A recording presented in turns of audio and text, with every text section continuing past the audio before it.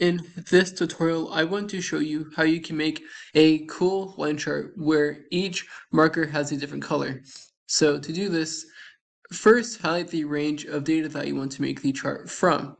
Then go to the Insert tab, and you're going to want to go towards the middle where you see Recommended Charts.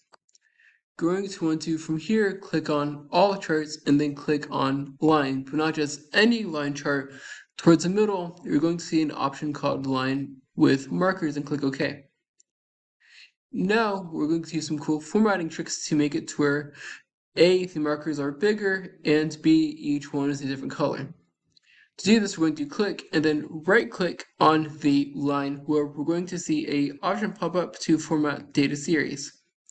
From here, we're going to want to go ahead and click on the little fill bucket on the left, and from here, we're going to want to format not the line, but the marker itself. Now, first, we're going to want to have the markers vary by color by clicking on this little icon right here. The checkbox vary colors by point.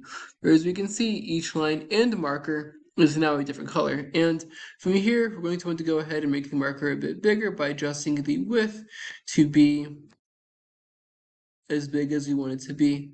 Let's just call it 9 points for this example.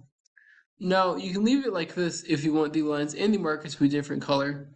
But if you want the line to be the same color while the markers are a different color, you can go back to line and then change the color to be, for example, black, and make it a bit thinner by adjusting the width as well to be smaller, not larger, like I accidentally clicked on it first. There you have it. Now we have a line chart where each marker is a different color. We can spruce this up a bit as well by, for example, removing the lines right here by clicking on them, pressing delete. We can remove the border by right-clicking on it and click on outline, no outline, and then we can add a title, call it revenue by item.